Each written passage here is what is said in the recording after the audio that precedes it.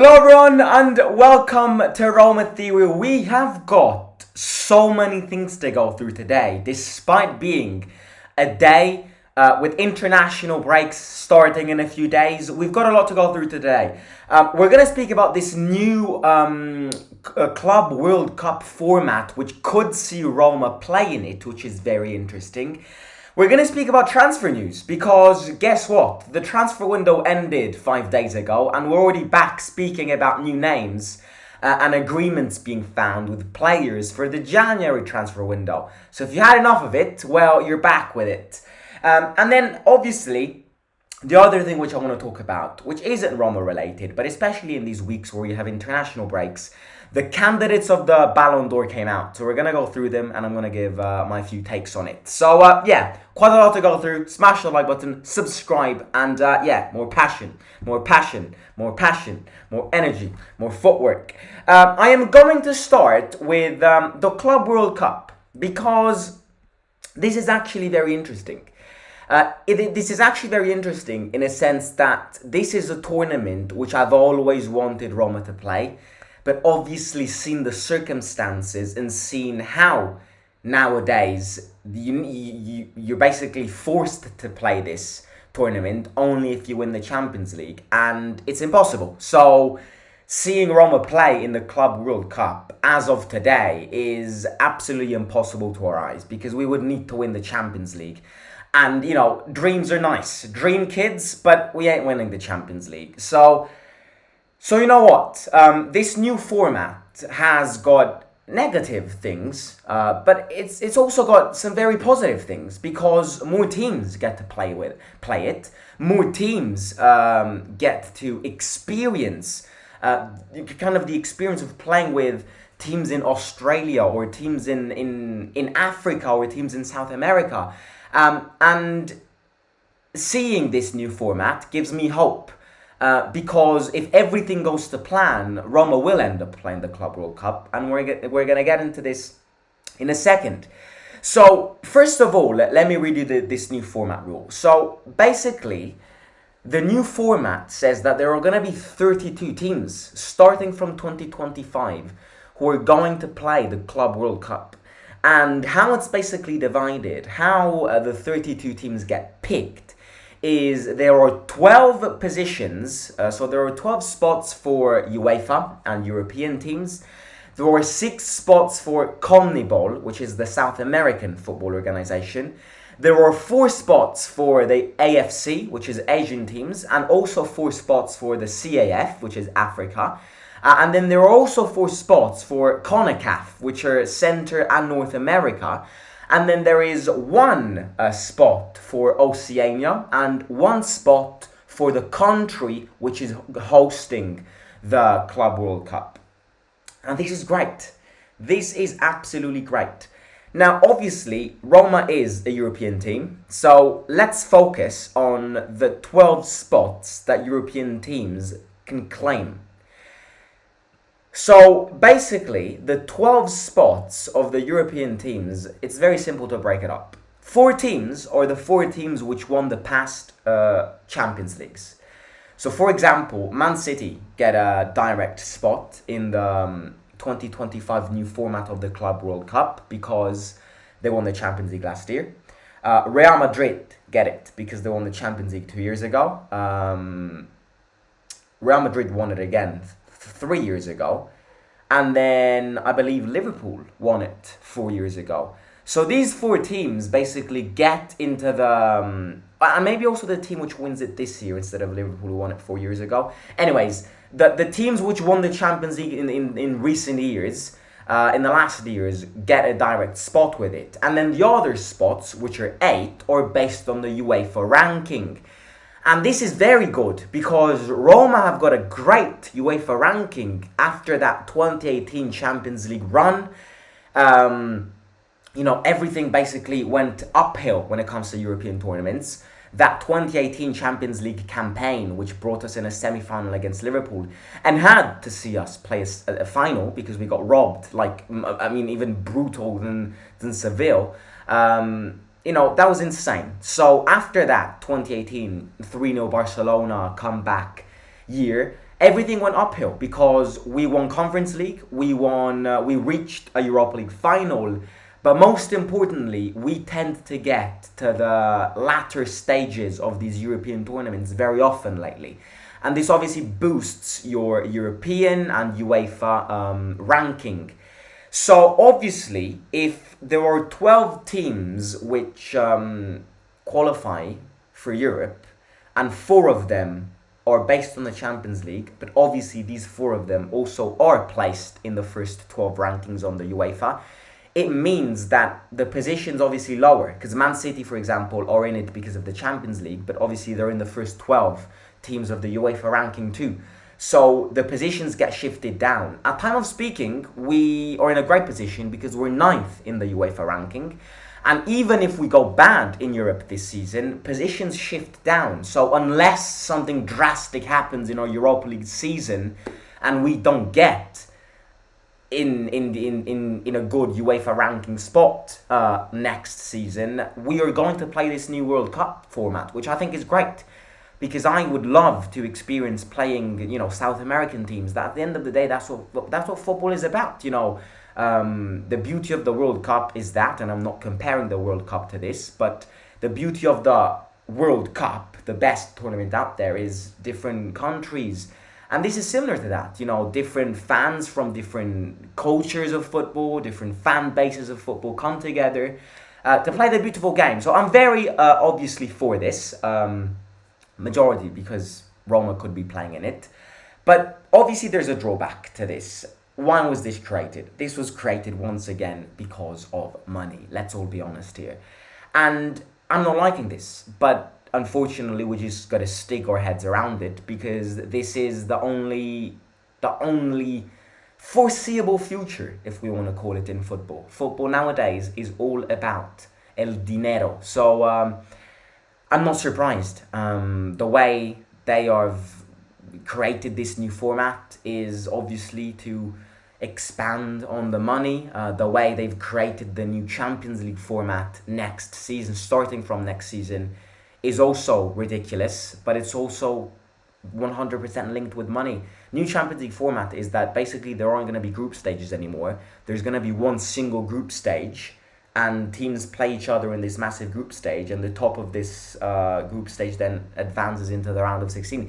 That is absolutely bullshit in my opinion, because if you put every single team which qualifies for the Champions League in one massive group stage, then obviously the teams which have got more money and better players are going to get the first positions.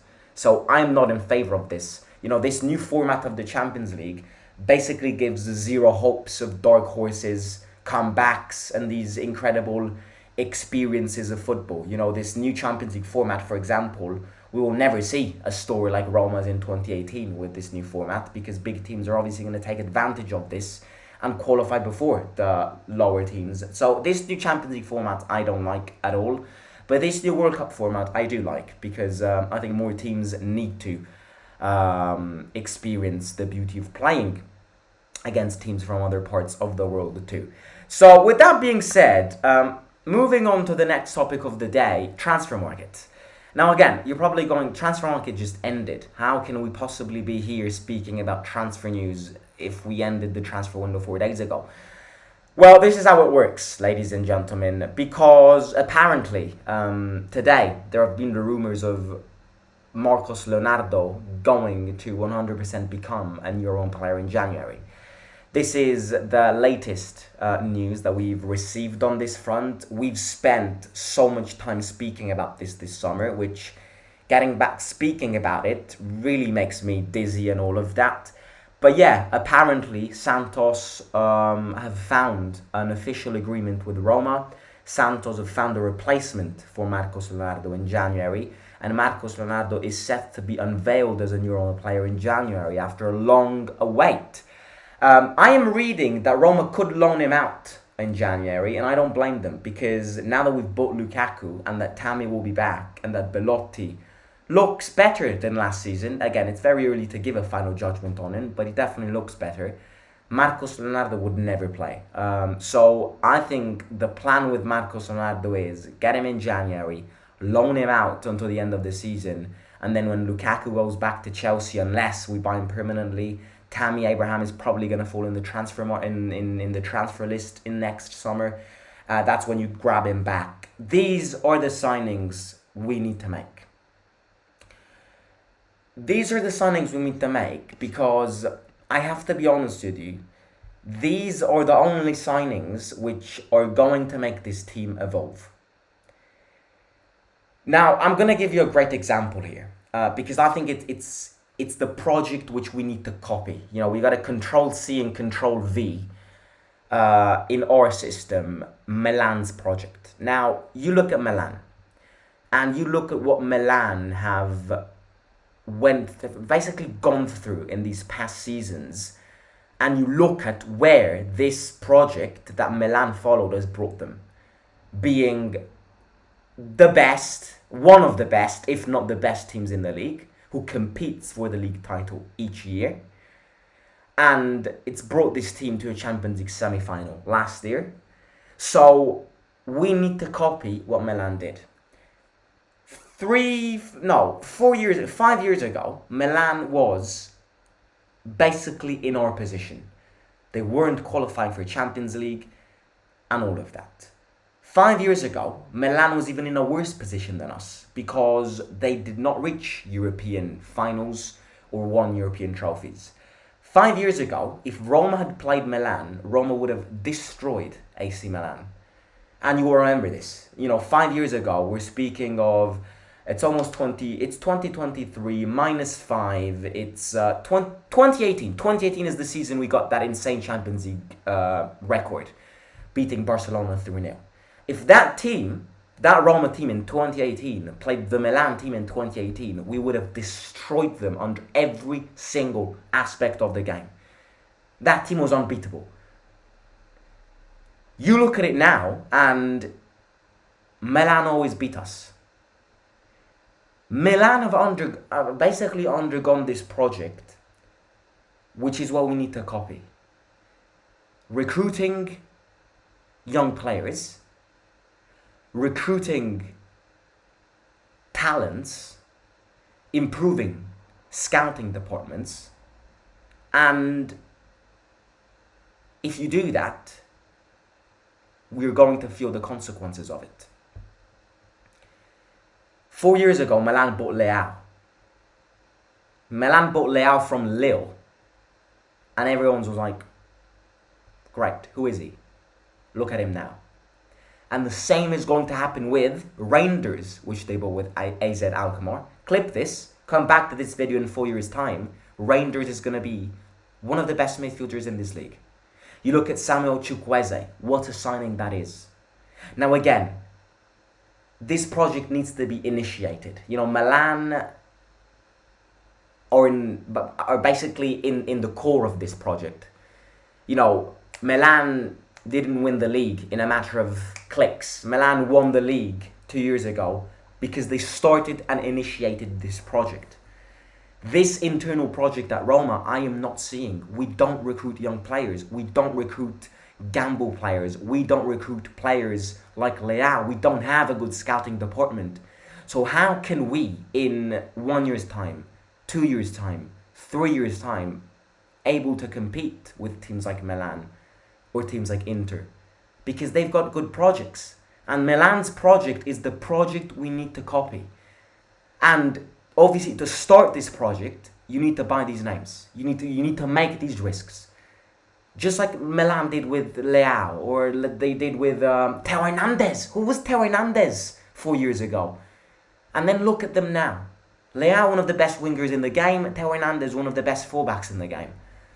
And to start this, we need players like Marcos Leonardo.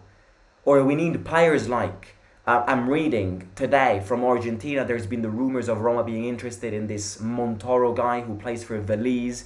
He's 2007, he's 2 years younger than me. Good. These are, again, another example. But again, it's another example which is not an example which we can make because it can't happen. Because of the circulation of money, it will never happen. But you look at Chelsea. You look at Chelsea's project, and this season, their average age in that team is 19 years old.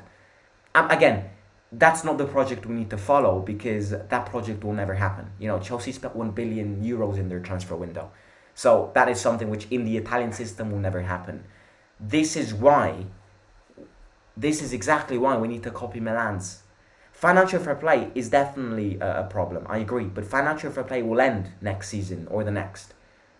So if even when financial fair play ends, we get this settlement agreement things ends, but you know we keep on buying injury prone players, that's the project not being initiated. So being linked and buying players such as Marcos Leonardo, Montoro, these are all names which, you know, we cannot we just cannot base judgments on these players because we don't know them. In order for us to base a judgment on Marcos Leonardo, unless you're a Santos fan, you got to see him play for us. And that's my point here is, to start this project, we need these signings. These two sentences are directly linked to each other. In order for us to start this project, we need to start buying these players. If we don't buy these players, this project won't start. Because again, Milan maybe won't win the league this year because, I mean, they can, but maybe they won't. But what Milan did is going to put them in such a powerful position in the space of 3 years that, in my opinion, the transfer window that they had this season is going to be a long-term plan, and they're going to fully dominate the league in a few years. Chelsea's not going to win the league this year. One, because of Man City. Two, because of the average age of that team. Chelsea's not going to win the Premier League next season. But in the space of 10 years, with the players they bought, they could 100% dominate the Premier League. These are projects which take time. These are long-term projects. We can't expect to buy Marcos Leonardo and win the league the next season. It took Milan 4 years. And let's see how much time it will take Chelsea. But this is what we need to start aiming and do. Milan's the team to copy. That's full stop.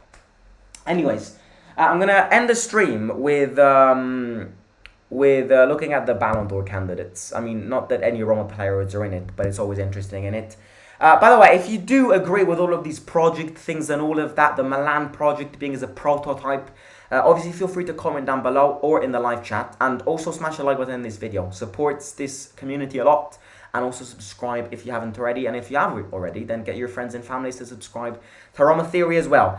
So the candidates of the men's Ballon d'Or are Julian Alvarez, Nicolo Barella, Jude Bellingham, Karim Benzema, Yassine Bonu, Kevin De Bruyne, Ruben Diaz, Antoine Griezmann, Ilkay Gundogan, Josko Gvardiol, Erling Haaland, Harry Kane, Randal Kolo Muani, Kvicha Kvaratskhelia, Robert Lewandowski, Emiliano Martinez, Lautaro Martinez, Kylian Mbappe, Lionel Messi, Kim Min-jae, Luka Modric, Jamal Musiala, Martin Odegaard, Andre Onana, Victor Osimhen, Rodri, Bukayo Saka, Mohamed Salah, Bernardo Silva, and Vini Jr. Who I think, obviously, Haaland deserves it, and if Haaland doesn't win it, it's absolutely rigged. I do not care if you like Messi. If Haaland doesn't win this World Cup, this Ballon d'Or, it is rigged. Messi won the World Cup, but Messi played 1 good month of football this season, the past season.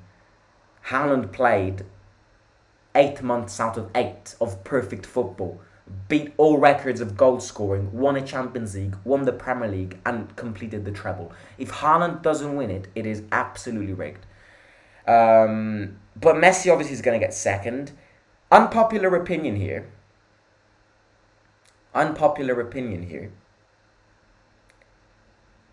Rodri deserves the Ballon d'Or more than Messi.